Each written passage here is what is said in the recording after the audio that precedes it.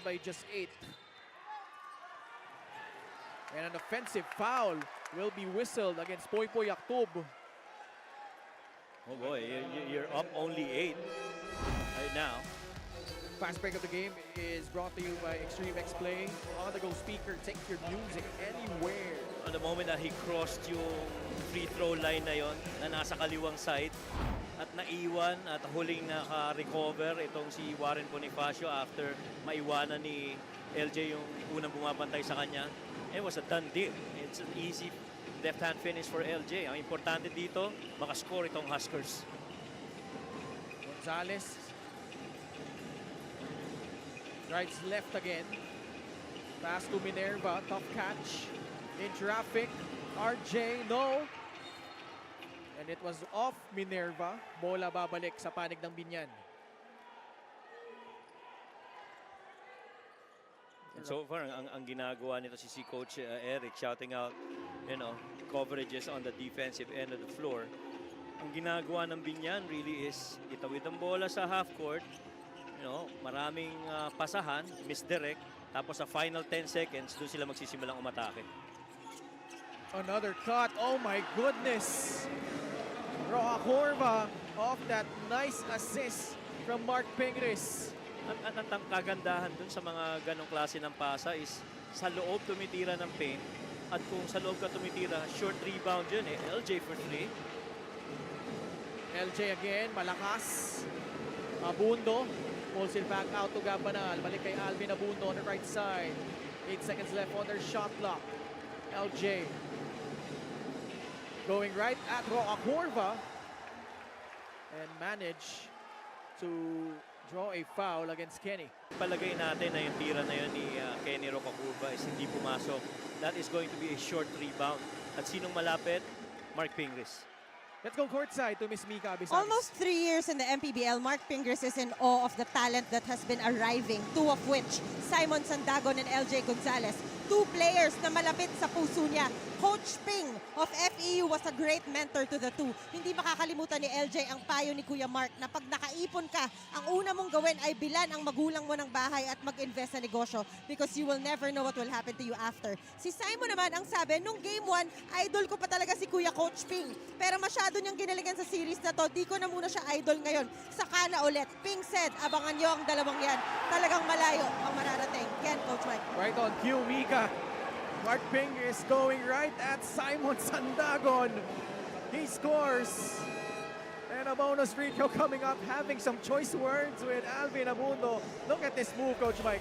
And it's really the toughness of a Mark Pingris that keeps these guys intact and believing that they still got a shot at this against the Quezon Huskers.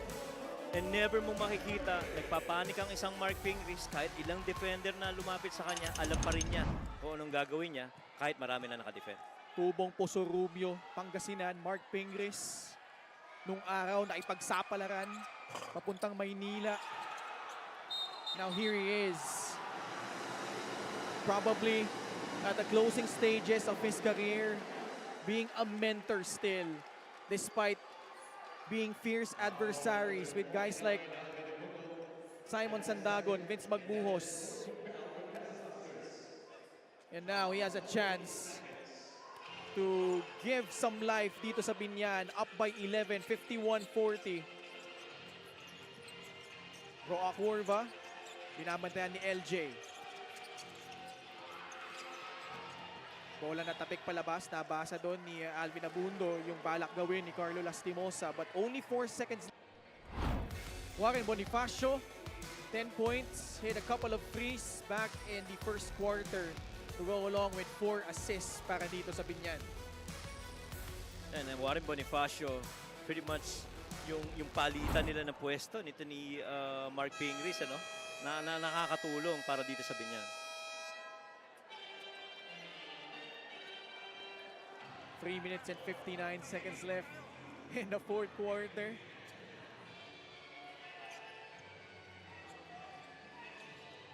Quezon, the closest that they have been was at 7 points. LJ Gonzalez, we talked about how he has been having a magnificent series, but tonight a different story. Only 6 points, though he has 3 rebounds and 4 assists. And not helping their matters is Judel Fuentes after hitting his first field goal early in the 3rd period. Twisted his ankle after he made... This Christmas, give your 100% CDO Holiday Ham. Made from 100% premium whole meat. Left-handed guy, tumapos ng kanan. Sa right side ng floor, Ken. Ibang klase yun kay Kenny. We got to see that one more time. Oh my goodness, Kenny Coca-Curva. Higa nga, parang kompleto Ricardo na yun eh, no? Burst of speed. Woo! Yung lipat sa kanan, yun ang mabigat dun eh.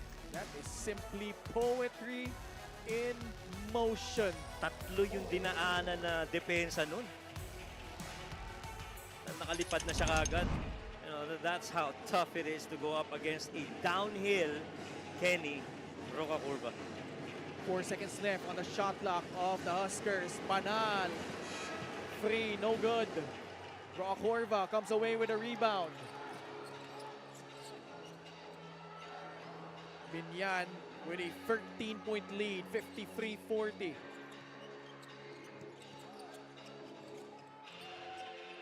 Pingris offering that screen. Lastimosa puts it on the deck. Runner by Carlo off the glass and in! With all of the other perimeter shooters and the three-point shooters clicking for Biñan, that really just opens up the middle of the floor for this handoff. And itong drive na to ni Carlo Lastimosa, talagang wala nang challenge. Everybody's nag-aabang na baka i-drop pass na naman eh. But Carlos says, no, I'll finish this and I'll go glass. Biggest lead of the night for Biñan at 15 points. Timeout Quezon.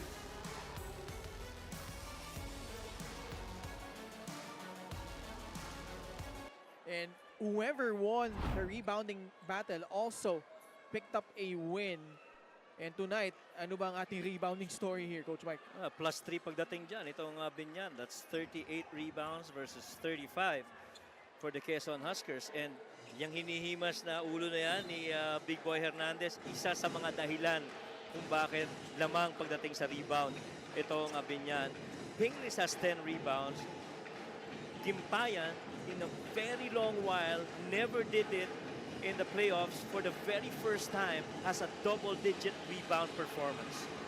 LJ knocks down a three. Still some life para dito sa Quezon Huskers. I'm telling you, if they still got that three, the Huskers are never out of it. 55-43. Bread and butter. Pingris sizing up Will Gozom. Held down by Will. Free throws coming up for Pinoy Sakuragi.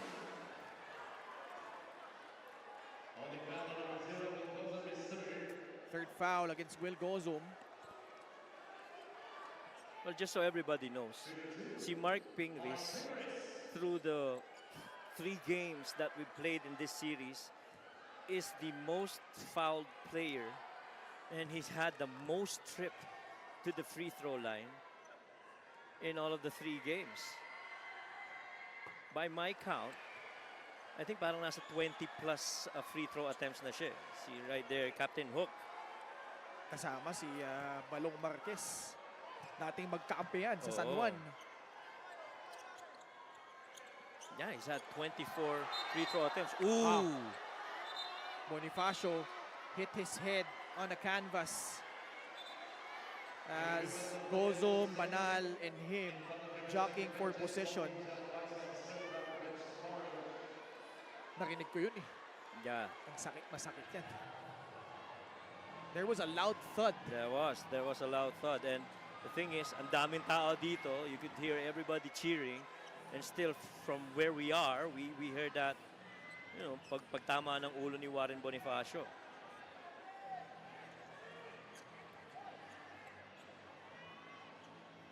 This was off Mark Pingris attempting his second free throw. Let's see this.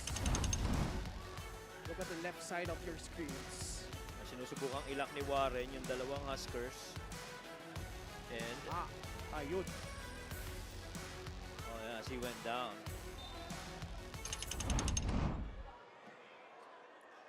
So just a double foul. Hopefully Warren's okay. Oo. I think that's the priority here. He's been having a decent output. Between number 77, Gabanal, his third. Decent outing for And Warren number 4, Warren Bonifacio, Bonifacio, who his first struggled foul. with an injury on his wrist for almost the entire postseason, and also dating back to the elimination round. But that big spurt in that first period where he knocked down 2 3-pointers. Pingris will still shoot his second free throw here. He missed the first. Oh, look at the warrior in Warren Bonifacio, and again I think scoring again. Yeah. Nakita mo, no? Yung rebounding yung nag-stand out sa akin. Ako sa akin yung free throw. That's the last 2 games he attempted what? Total of 20 plus free throws, where he's 60% from there, and a lot of it is yung close game na, yung patapos na, yung sinisecure na nila yung either sinisecure yung panalo or sinusubukang bumalik sa laban. That's a trouble. That is a trouble. Last 2 minutes of the ball game here. Biñan. Baba Pamboy Raimundo though. Yeah, in that first quarter. Oo, mabigat yun yung simula na yun para kay Pamboy Raimundo. Yung, I think he had a couple of 3-pointers to start the game and a really good pagtimon para dito sa Biñan. You also have to recognize that, because kung hindi niya ginawa yun, it would have been off to the races on fast breaks for the Huskers. But dahil sa magandang pagtimon ni Pamboy, ito naging resulta para sa Biñan. Oh, wow! LJ with his second free of the quarter. 12 points for LJ Gonzalez. Baba sa 10 ang lamang. This is still not over. A minute and 36 left. And Raimundo turns the ball over. Still opens that door for Quezon. They get a quick 3 here. They'll be down only 7. Ito yung tres na yun ni LJ. He was backpedaling, and then he went back to try and go against Pamboy. LJ loves it up. Will Gozom scores underneath. And Coach Boyet Fernandez will sue for time. Boy, this is an 8-point game. But on a 5-point run by the Huskers. Ito yung switch. They always try to blitz the man on the ball. They left underneath the tag man, o yung tumutulong dapat sa ilalim ay si Carlo. Nahuli. Ganda ng salo, ganda ng finish. Cuts the lead down to 8, 56-48. Timeout Biñan. Ting. Oo nga. Isa yan sa mga may hirap kabantayan sa ilalim. Parang Mark Pingris yan. Yung mga back in the days when he was playing. LJ Gonzalez finding his rhythm in the fourth quarter. 8 of his 12 points coming in this period. Well, this is a crucial stretch para dito sa Quezon Huskers. An LJ 3, a turnover, and 2 points converted off of it. 56-48, 8 puntos ang kailangan pang habulin ng Quezon. Ooh, that's back-to-back miscues from Pamboy Raimundo. Wow, a couple of miscues for Biñan. A very frustrated Coach Boyet Fernandez. Something you don't want coming off a timeout. Clearly. LJ almost lost it. Gonzalez That's a foul. got held up by Kenny Roacorva. Both teams are in penalty. So Gonzalez a chance to make this a 2-possession ball game with still 1 minute and 13 seconds left in regulation. Fast break of the game is brought to you by Extreme Cool Air Conditioners. Ang Extreme magpalamig, free installation for split-type air conditioners. And this is one of the things that Biñan has actually done. You know, you get a stop in the paint. Pag nakuha mo, takbuhan mo na siya sa kabila. Big miss at the line. LJ Gonzalez, just 1 out of 3 from the stripe.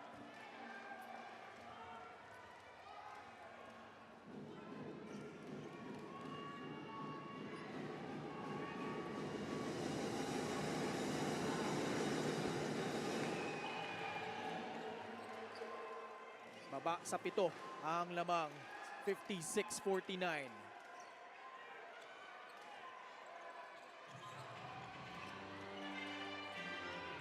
Raimundo to Corva. They have to cross the timeline. Intercepted by Gabanal.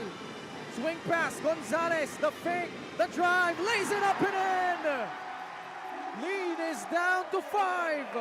That was a good decision by LJ, opting for the higher percentage shot. Corva getting past the defense. No need to foul if you're Quezon. Ooh. Pingris stepping on the baseline. They're gonna challenge this, and rightfully so, because it's napakahalaga nito. This is very important possession for Biñan. See that pass right there, good swing. Immediately saw Pamboy Raimundo closing out. What do you do if you're LJ? You know, you attack it. And he just went in there and got that good lane open for himself.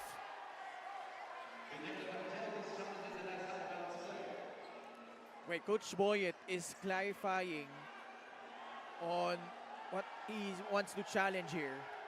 Yeah, he did signal for a challenge, I think, earlier.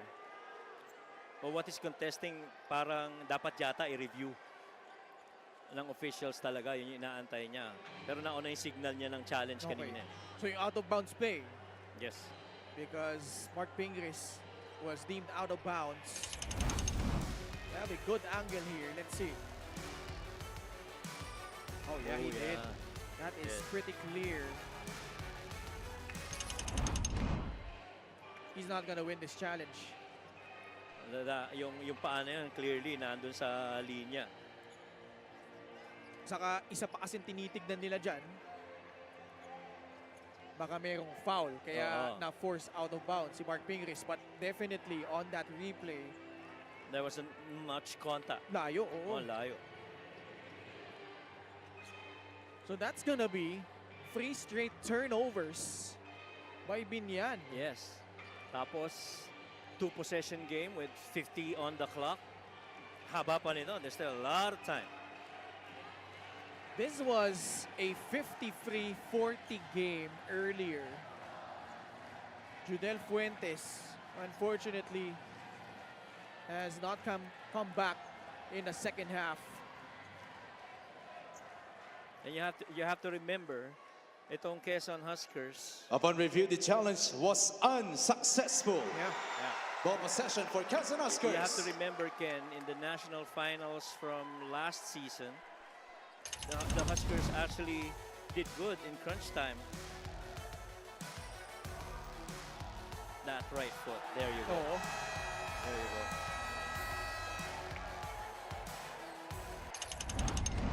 So bola ng Quezon.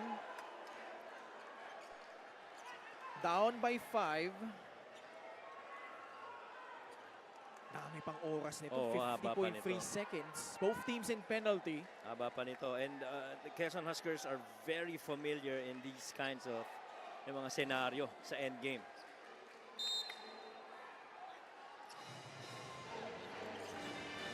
Turnovers. Kanina, mas marami yung Quezon, but Biñan has caught up to that. In fact, 3 more turnovers resulting to 21 turnover points. Will Gozom, this is big! Too strong. But Joshua Yero caught stepping on the baseline. Biñan dodging a bullet because Will Gozom was wide open. Could have cut it down to 2. 36.5 seconds left. Pinasok ni Coach Boyet si JJ Pido. Additional ball handler. Crossing the timeline. Lost it. Will Gozom got it back, but he will turn the ball over. He thought he got fouled. He was right there at the cup. Well, even Pido thought he got fouled. Well, just too quick. Oo.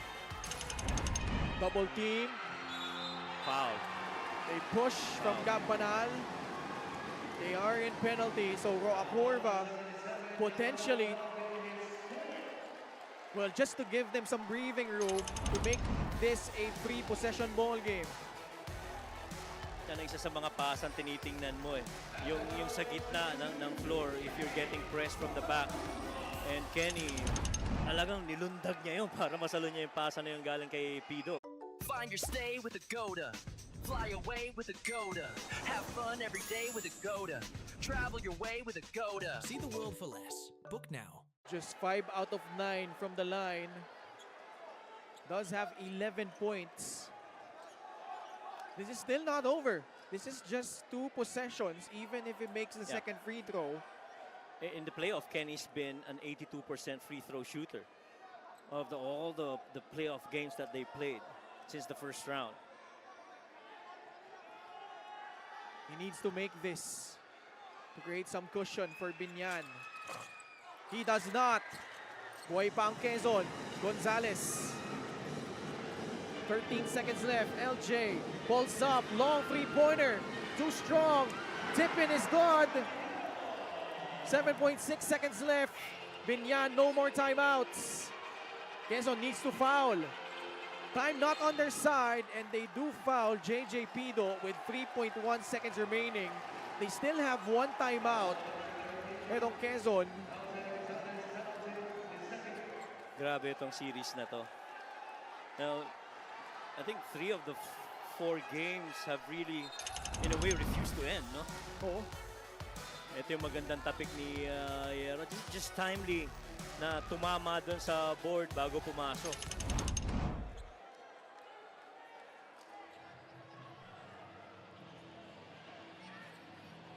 3.1 seconds remaining. Biñan just trying to hold on. Quezon has never led, and yet they have managed to cut this lead down to 3 points. So Pido actually has a chance to ice this one if he hits both. But you gotta give credit to this gritty stand by Biñan, Coach Mike. The way they have managed this game up until the last minute where they coughed up the ball 3 times. But for the majority of this game, nakita mo yung poise nila, no? With their backs against the wall. And kahit pa ilang beses nagtangkang humabol itong Quezon, nanatiling sa kanila yung kalamangan. Coach Yong Garcia, kakailangan, well, tignan muna natin, ha? Baka mukhang kakailanganin pa niyang maghintay ng kaunti. With this series poised to go into a game number 5. Well, at the rate this series is being played, talagang si Coach Juanit's right there for watching here. This is a game, this is a series of composure, you know, high intensity, high octane, a lot of pressure, and kung sino ang bibigay, you know, they're getting the shorter end of the stick. And so far yan ang nagiging trend dito sa series na ito. Kailangan pantayan mo yung intensity ng kalaban mo. Oh boy. Now in case of a miss, Quezon needs a free, pero they don't have the benefit of ang tanong ngayon getting dyan, it out of bounds. Ang tanong ngayon dyan, Ken, is that do you make this or do you miss this? You make this, I think, if you're JJ Pido. It makes it a 2-possession game. Yes. There you go. And he does. Timeout Quezon. Down by 4, 3.3 seconds left. Halos wala na kailangan gawin ng Biñan dito. Not even to foul a 3-point shooter. Yeah, You know, that's the last thing they want. Correct. You let them take the shot from wherever at wag mo na i-foul. LJ! Ito mangyari, LJ. Amsi! Eman. Okay. Will. Coach. Gab. Okay. Ito gagawin natin ha. Sorry. Eman pala. Kamsi. Will. Gab. Didikoy ko si Eman ha. Huwag mo lalaliman. Didikoy ko si Eman. Okay. Eman. Pero pag libre-libre, bigay mo.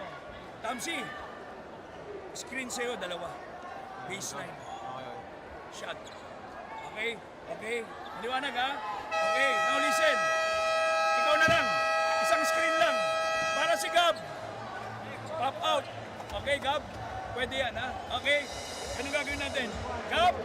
Will. Balik. Gab, Gab, Gab, Gab. Kunyari kay Tamsi ka, pero mispread na to, pipin down sa'yo si Will. Okay, pero sumit ka ron. Okay, maliwanag ha? Tatawid pa si Tamsi. Oo, tatawid. Timingan mo, Brad. Pag ganon, hindi, huwag mo nintayin.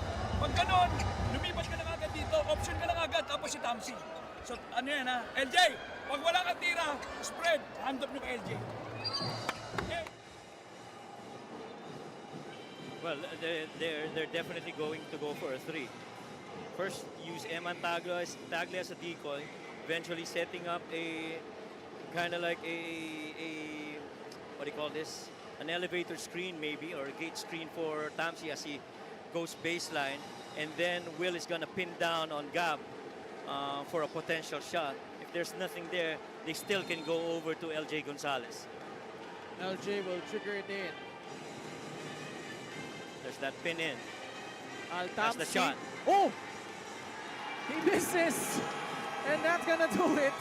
Warren Bonifacio flirting with disaster, but for the second consecutive year, the South Division Finals comes down to one final game. Biñan this year will play